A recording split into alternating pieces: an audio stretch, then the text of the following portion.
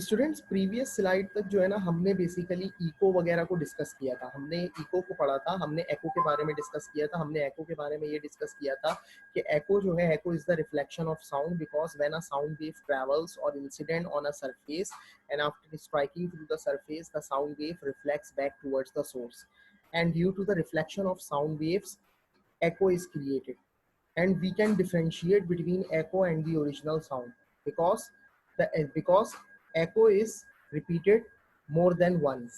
सही है, देखिए in the echo the sound is repeated due to reflection and the repeated sound is 2 to 3 times। देखें होता क्या है कि आपके पास जो एको में साउंड रिपीट होता है वो साउंड जो है उसकी इंटेंसिटी बहुत ज़्यादा होती है, क्योंकि एको जो है वो क्या होता है, echo is the reflection of sound wave. क्योंकि देखें ना, मैंने आपको प्रीवियस स्लाइड में ये बताया कि जब एको जो है क्रिएट होगा तो उसका मतलब ये है कि जो साउंड वेव ट्रैवल कर रही है, that sound wave, those sound waves strikes on the surface, and after striking the surface they reflect back towards the source, and when they reflect back towards the source, so the sound waves repeated two or more, two times or more than 2 times the sound waves, the sound repeated. That's why we can differentiate between echo and the original sound. So students, echo is the reflected sound waves or the incident sound wave which gets reflected after striking from a surface, so an echo is produced. So students, there are two main applications of the echo. The first is the find the depth of a sea, and the second, locate the shoals of fish. Okay, we just use for echo to find the depth of the sea, or the large sea ships use echo in order to find the depth of the sea, and those ships also use echo in order to locate the objects beneath the sea. देखिए होता क्या है कि हमारे पास समंदर के अंदर जो है, फर्ज करें कोई आइसबर्ग आ गया, कोई रॉक आ गया जिससे शिप को नुकसान पहुंच सकता है, तो इन कह लें कि रॉक्स वगैरह की लोकेशन को लोकेट करने के लिए, या कह लें कि नीचे जो है शिप्स के शॉल को, यानी कह लें कि जो शिप्स कह लें कि आपके पास फिश जो होती है उसके शॉल्स को, जो है ना मछलियों के झुंड को कह लें लोकेट करने के लिए, ये सारी चीज़ों के लिए हम क्या करते हैं, एको को यूज़ करते हैं। सो स्टूडेंट्स, एको जो है इसको हम दो कामों के लिए यूज़ करते हैं। पहला है find the depth of the sea, and second is to locate the shoals of fish or to locate the rocks present beneath the surface of the sea. And the second point is also known as echolocation, because when you locate any object under the surface of the sea by using location, the process is called echolocation. The process is called echolocation. So students, there are two applications of echo. First, we find out the depth of the sea by using an echo, and second is the echolocation, और we use echo to locate the objects. क्योंकि देखें जो bats होते हैं हमारे पास, जो bats होते हैं चमगादड़, क्योंकि वो क्या होते हैं students, they are blind, so they continuously produces sound waves, they continuously produces sound waves from their mouth, and by producing the sound waves they locate the objects which comes in their path। जो कि उनके रास्ते में objects आते हैं ना, उसको locate करते हैं वो उन साउंड वेव्स के जरिए। साउंड वेव्स जो अपने मुंह से कंटिन्यूसली प्रोड्यूस कर रहे होते हैं बैट्स, उस साउंड वेव्स के जरिए वो क्या करते हैं, अपने रास्ते में आने वाले ऑब्जेक्ट को लोकेट करते हैं। So the bats also uses echolocation in order to fly or to travel their path। So students, अगर हम एको कैलकुलेशन की बात करें, so how can you perform the echo calculation. देखिए आपने ये याद रखना है कि in the echo the distance travelled by the sound wave is double. क्योंकि देखिए साउंड वेव जो है वो 2 बार डिस्टेंस ट्रेवल करता है स्टूडेंट्स एको में। एक बार देखिए इंसिडेंट होगा सरफेस पर, जब सरफेस पे इंसिडेंट होगा, so after striking the surface the sound wave reflects back. तो साउंड वेव जो डिस्टेंस ट्रेवल करके स्ट्राइक कर रहा है सरफेस पे, तो रिफ्लेक्ट होगा तो उतना ही डिस्टेंस ट्रेवल करेगा। तो इसका मतलब ये हुआ, in the echo the distance travelled by the sound is doubled, because the sound just go there, just go to the surface, and after striking the surface the sound back comes towards the source। So student, if a sound wave takes 10 seconds to travel to the bottom of the sea and back, यानी 10 second लग रहे हैं sound wave को सी के bottom में जाने के लिए और वापस आने में, तो जो टोटल डिस्टेंस ट्रैवल होगा वो होगा 2d।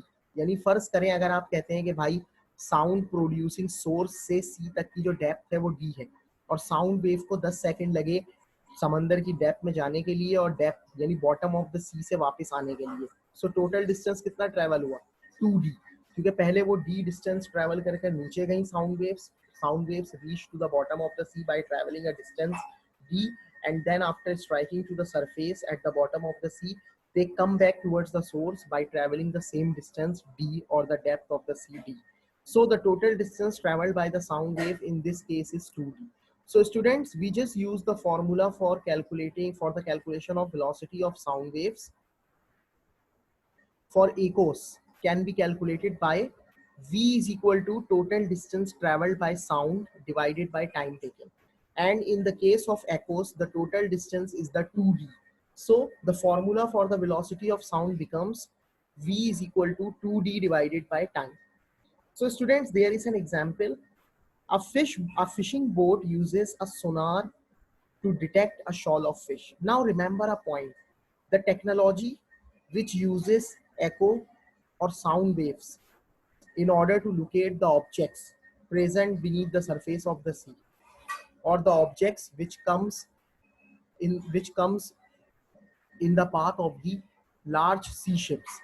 That technology is named as sonar. Student देखें, जो टेक्नोलॉजी साउंड वेव्स को यूज करके यानी कह लें एको को यूज करके ऑब्जेक्ट्स को लोकेट करती है, सही है, साउंड वेव्स को प्रोड्यूस करते हुए एको क्रिएट होता है और उसके जरिए ऑब्जेक्ट्स को लोकेट करते हैं।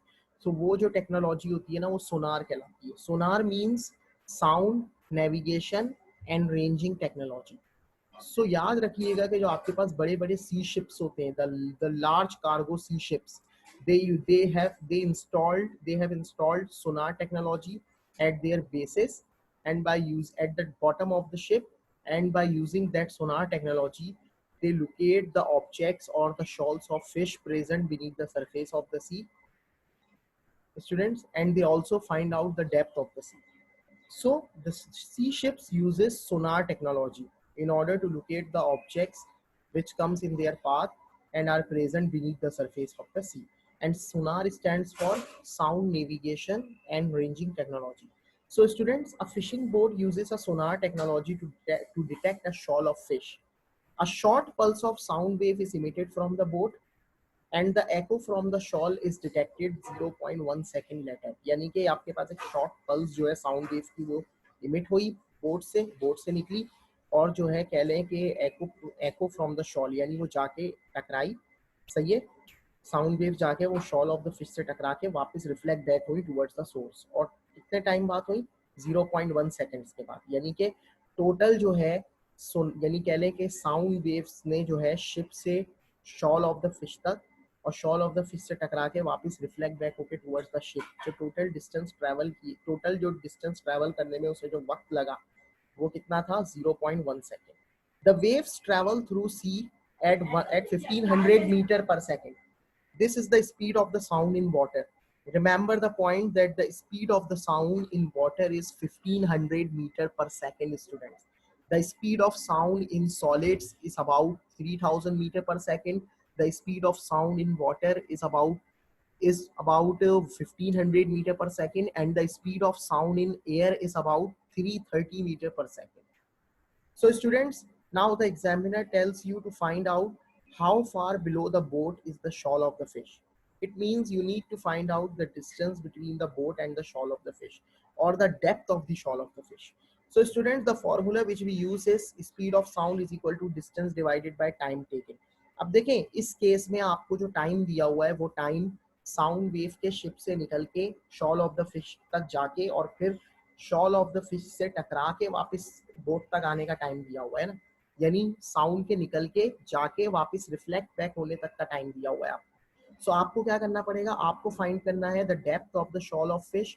सो you just need to divide the time, क्योंकि आप हाफ टाइम लेंगे। ये जो टाइम है ये पूरे एको का दिया हुआ है, जो एको क्रिएट हो रहा है यानी इंसिडेंट हुआ sound wave to the shoal of the fish, and then the sound wave reflects back towards the source. So this whole process takes 0.1 seconds. So for finding the depth of the shoal of fish, you need to make the you need to make the time half. So students, at the place of speed of sound you write down 1500, distance remains same, and at the place of time taken you just put 0.1 divided by 2, or in other words 0.05, because we need to make the time half, or we need to take the value for time by dividing the given value with with 2. सही है. So students याद रखिएगा 0.1 को हमें 2 से divide करना है, then we will get the value for time taken which is 0.05. now what you can do, you just multiply 1500 by 0.05, and after multiplying you will get the answer for the distance which is 75.0 meter. So 75.0 meter is the depth of the shoal of the fish. So students, in this case, we do not multiply the distance by 2. The reason is that the examiner demands you to find out the depth of the shoal of the fish. The examiner doesn't ask you to calculate the total distance traveled by the sound wave. If the examiner asks you to calculate the total distance traveled by the sound wave during echo, then you multiply the distance by 2. But in this example, the examiner just asks you to find out the depth of the sea, or in other words, the examiner asks you to find out the D, not 2D, because 2D is the total distance traveled by sound wave in the echo in order to produce echo.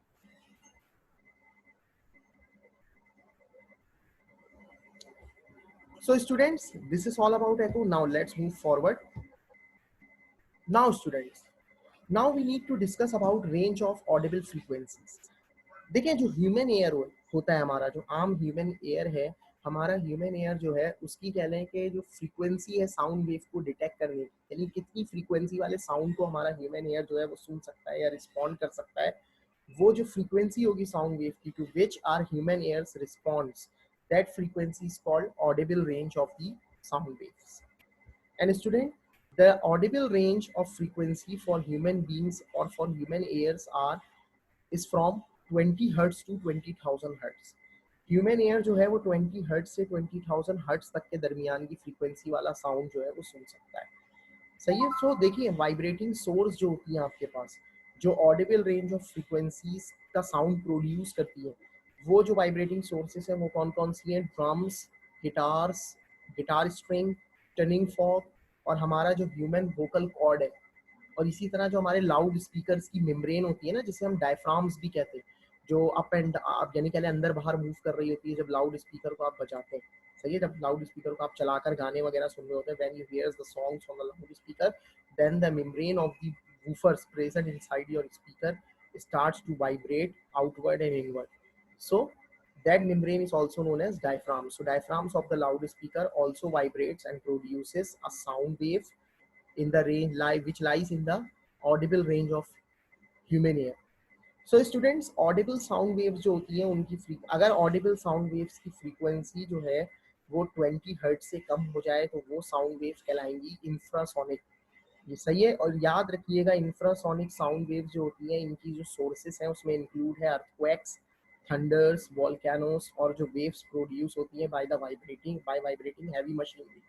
अच्छा, ये बात याद रखिएगा कि आप लोगों ने normally ये बात देखी है कि जब तूफान आते हैं या जलजले आते हैं तो उसमें इंसानों का नुकसान होता है, लेकिन जानवर वगैरह जो है ना, या कह लेंगे चरिंद परिंद जो होते हैं, द बर्ड्स जो होते हैं, उन्हें कोई डैमेज नहीं होता.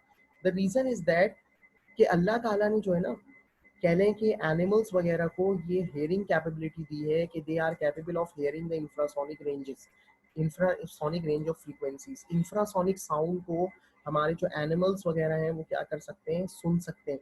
That's why they migrate before the earthquakes. और इंसान जो है, जो कि नहीं सुन सकता इंफ्रासोनिक साउंड को, तो हमें नुकसान उठाना पड़ता है, क्योंकि कुदरत ने ये सलाहियत ही नहीं रखी हमारे अंदर. सो स्टूडेंट्स याद रखिएगा जो ऑडिबल फ्रीक्वेंसीज की रेंज है for the human being is from 20 hertz to 20,000 hertz. Below the 20 hertz, the sound is called infrasonic sound, and the sources of infrasonic sound waves include thunders, volcanoes, earthquakes. But students, remember the point that if the frequencies of the sound wave becomes above 20,000 hertz, then the sound is known as ultrasonic sound.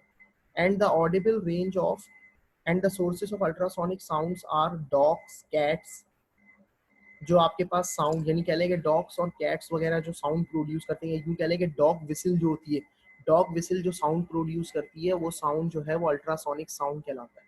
क्योंकि उसकी frequency 20,000 hertz से ज़्यादा होती है और इंसान जो है वो अल्ट्रासोनिक साउंड को भी नहीं सुन सकता because of the very high frequencies. हम सिर्फ और सिर्फ जो है वो सुन सकते हैं उस साउंड को जिसकी फ्रीक्वेंसी लाई करेगी between 20 to 20,000 hertz. We are not capable of hearing a sound less whose frequency is less than 20 hertz or whose frequencies are above 20,000 hertz.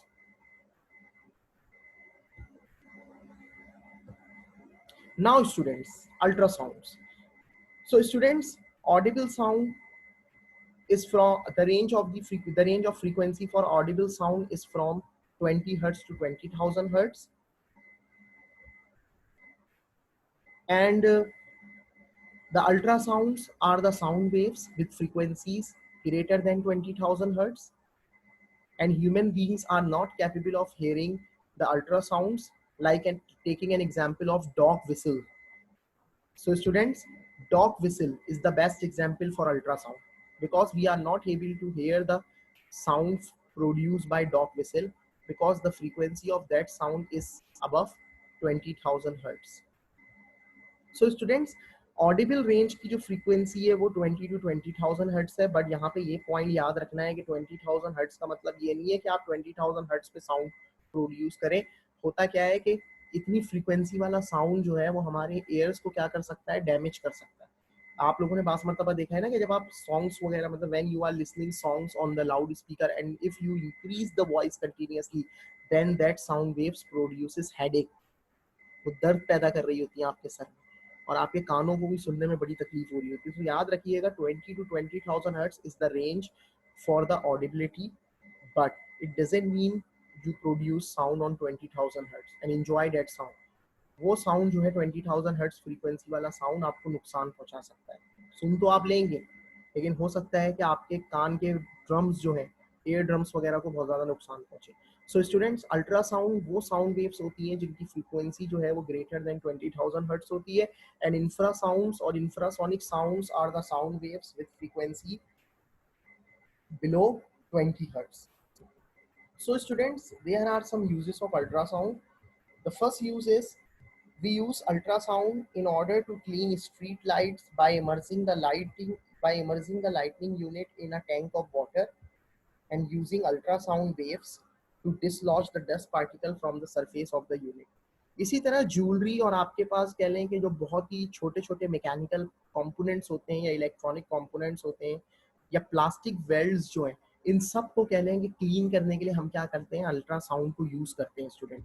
अब हम किस तरीके से यूज़ करते हैं अल्ट्रासाउंड को स्टूडेंट्स, हम जो है अल्ट्रासाउंड क्या करते हैं, जो भी ऑब्जेक्ट है, the object which we want to be clean, हम उस ऑब्जेक्ट को क्या करते हैं, डिप करते हैं in a tank of water. Now the object becomes wet and then we place the object in front of a source of an ultrasound. जब हमने अल्ट्रासाउंड के सोर्स के आगे रख दिया ऑब्जेक्ट को, the ultrasound produces from the source, और जैसे ही अल्ट्रासाउंड ऑब्जेक्ट से पास करता है, सो जो डस्ट पार्टिकल्स जो हैं वो ऑब्जेक्ट की सरफेस पर जो मौजूद होते हैं वो पानी की वजह से गीले हो चुके होते हैं, और जब अल्ट्रासाउंड हिट करता है ऑब्जेक्ट की सरफेस को, तो वो डस्ट पार्टिकल जो हैं वो ऑब्जेक्ट की सरफेस से डिसलॉज हो जाते हैं यानी उड़ जाते हैं। सो इस तरीके से जो है क्लीनिंग हो जाती है कंपोनेंट्स की, इलेक्ट्रॉनिक कंपोनेंट्स की, ज्वेलरी की, सही है, या कोई भी ऑब्जेक्ट जिसे आप क्लीन करना चाह रहे हैं। So this is the way for cleaning an object by using ultrasound. Now students, the other application of ultrasound is in quality control of metal and meat, because we use ultrasounds to detect the internal flaws, to detect the internal cracks present inside the metal parts. क्योंकि देखें, जब companies metal parts बना देती है ना student, तो companies metal parts बनाने के बाद बाहर से तो अच्छा नजर आ रहा है part, but there is a possibility that some internal flaws or internal cracks are present inside the metal part. So for finding out the internal cracks or flaws, the industries uses the industries uses ultrasounds the industries uses ultrasound in order to find out the cracks present inside the metal. So by using ultrasound, the industries maintain the quality of the metals, plates or metal parts which they produces. And in the same way, the ultrasound is used to determine the thickness of the lean and fat meat. यानी जो meet होता है उसकी thickness को भी find out करने के लिए अल्ट्रासाउंड को यूज किया जाता है. but the main use is quality control of the metal parts. Now student, ultrasound is also used to form images of the babies present inside the womb. यानी आपने सुना होगा ना कि प्रीनेटल स्कैनिंग जो होती है, जिसमें हम ये चेक करते हैं, हम ये देखते हैं कि अंडर डेवलप फ्यूटस जो होता है, जो वॉर्म में अंडर डेवलप बेबी होता है, वो कितना डेवलप हो गया है. सो उसकी डेवलपमेंट को मॉनिटर करने के लिए भी हम अल्ट्रासाउंड यूज करते हैं, जिसमें क्या होता है कि आपके पास 3.5 मिलियन हर्ट्ज की फ्रीक्वेंसी वाला जो है अल्ट्रासाउंड जो है वो इमिट किया जाता है, और वो अल्ट्रासाउंड जो है वो बॉडी की यानी बेबी की बॉडी पर जाके टकराता है, और जब बेबी की बॉडी से रिफ्लेक्ट बैक होता है, तो वहां पर कह लें जिस जिस सरफेस पर वो टकराता है, उस सरफेस पर एक इमेज फॉर्म होने लगता है. सो स्टूडेंट्स, रिफ्लेक्शन यानी इमेज फॉर्म होने लगता है, और उस इमेज को आप क्या कर सकते हैं, in the form of reflection TV monitor कह लें कि मॉनिटर पर देख सकते हैं. सो अल्ट्रासाउंड यूज करके हम क्या करते हैं, हम अंडर डेवलप फ्यूटर्स जो होते हैं वॉर्म के अंदर मौजूद, या अंडर डेवलप बेबीज जो होते हैं, उनकी कह लें कि डेवलपमेंट को मॉनिटर करते हैं, and this process is known as prenatal scanning. Students, ultrasound is also used to provide images of heart, liver, kidneys, gallbladders, breast, eyes and major blood vessels. इन तमाम चीजों के images produce करने के लिए भी हम अल्ट्रासाउंड को यूज करते हैं. Students, in hospital we use ultrasonic powers to pulverize kidney stones. Kidney stones are also pulverized or operated by using ultrasound. आजकल तो लेजर ऑपरेशन आया हुआ है किडनी स्टोन्स का, लेकिन अल्ट्रासाउंड ऑपरेशन भी होता है. सही है, अल्ट्रासोनिक पावर के जरिए भी हम किडनी स्टोन्स को ऑपरेट करते हैं, जिसमें हम क्या करते हैं, अल्ट्रा एक कह लें कि एक स्पेसिफिक फ्रीक्वेंसी की अल्ट्रासाउंड्स को इमिट करते हैं. That ultrasounds the produced ultrasounds passes through our kidney. सही है, किडनी पर हिट करवाते हैं उन अल्ट्रासाउंड्स को, और जो स्टोन्स हमारे किडनी के अंदर मौजूद होते हैं वो वाइब्रेट होने लग जाते हैं due when the ultrasound strikes with them or comes in contact with them. So when the stones vibrate, so the vibration becomes severe and the stones breaks away. Stones breaks हो जाते हैं, and then the stones comes out from our body by our urine. Urine के जरिए वो stones इतने बारीक बारीक हो जाते हैं कि they comes out from our body by urine. Urine के जरिए वो बाहर निकल जाते हैं stones. Now students, automatic focusing cameras use ultrasonic echolocation to determine the distance being photograph. हम क्या कर सकते हैं, हम अल्ट्रासाउंड को यूज करते हुए यानी अल्ट्रासोनिक इकोलोकेशन को यूज करते हुए डिस्टेंस भी डिटरमाइन करते हैं. सो स्टूडेंट्स, याद रखिएगा कि अल्ट्रासाउंड को यूज करते हुए हम किडनी स्टोन्स को भी ऑपरेट कर सकते हैं, पल्वराइज कर सकते हैं, और ये जो प्रोसेस होता है इसमें प्रोड्यूस और अल्ट्रासाउंड जो होगा वो आपकी किडनी को कोई नुकसान नहीं पहुंचाएगा. वो अल्ट्रासाउंड जो है वो जाकर सिर्फ स्टोन से टकराएगा, because stones are hard, and when the ultrasound strikes to the stone, the stones vibrate or the vibrations become severe and the stones break away and they comes out from our body by urine. Urine के जरिए बाहर आ जाते हैं. So students, these are the 5 uses of ultrasound which you all need to remember. Now students, there are two main characteristics of sound. First, pitch, and second is the loudness. So students, the first is pitch. So the pitch of the sound refers to whether it is high और sharp और फेंट. देखिए, याद रखिएगा, बास sounds ऐसे होते हैं जो बहुत ज्यादा शार्प होते हैं.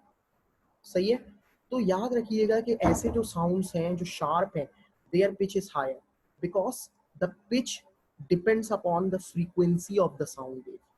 पिच जो है ना, वो फ्रीक्वेंसी पर डिपेंड करती है साउंड वेव. याद रखिएगा, डायरेक्टली प्रोपोर्शनल होती है पिच फ्रीक्वेंसी के. अगर फ्रीक्वेंसी हायर है किसी साउंड वेव की, it means that sound is sharp और the pitch of that sound is higher.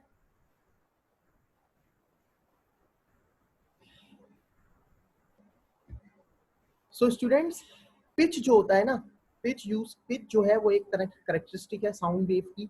सही है, साउंड की करेक्टरिस्टिक है pitch and loudness both are the characteristics of sound, और इन दोनों के जरिए हम साउंड वेव्स को, दो डिफरेंट साउंड्स को डिफरेंशिएट कर सकते हैं, या उनकी क्वालिटी को कह लें कि उनकी क्वालिटी पर बात कर सकते हैं पिच और लाउडनेस को यूज करते हुए. सो याद रखिएगा, पिच हमें ये बताता है कि साउंड जो है वो शार्प है या फेंट है, और पिच डिपेंड करता है फ्रीक्वेंसी पर. The higher the frequency, the higher the pitch. as a graph is shown on the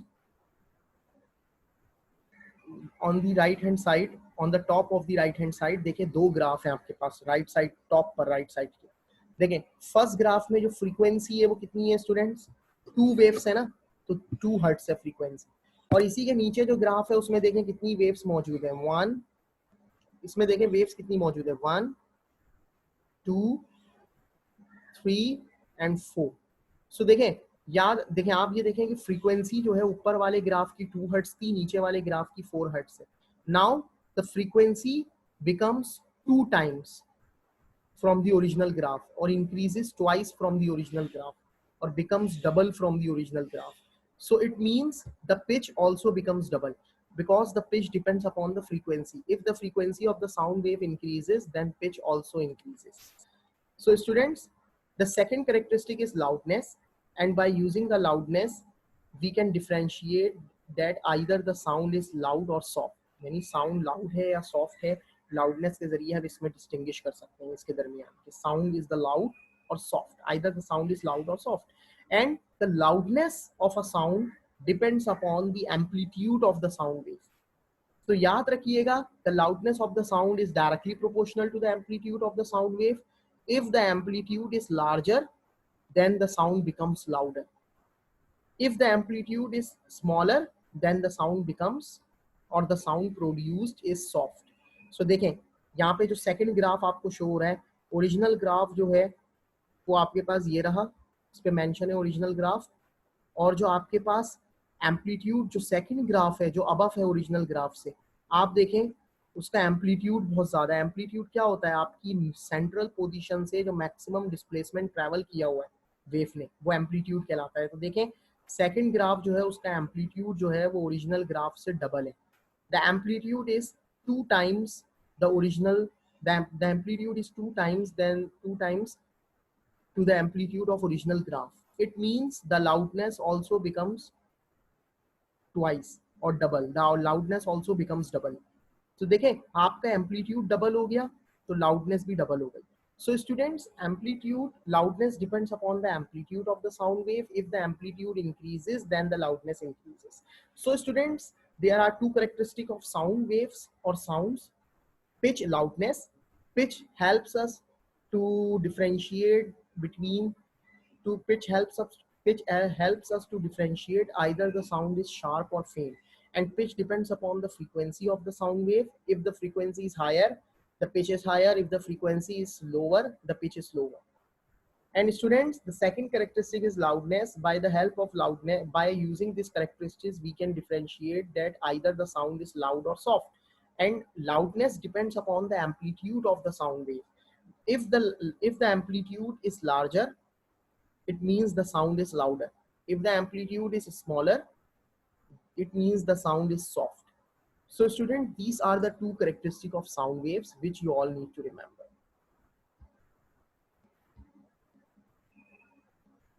So thank you for attending this sound chapter sound session. और यहाँ पर हमारा जो sound का chapter है वो complete होता है।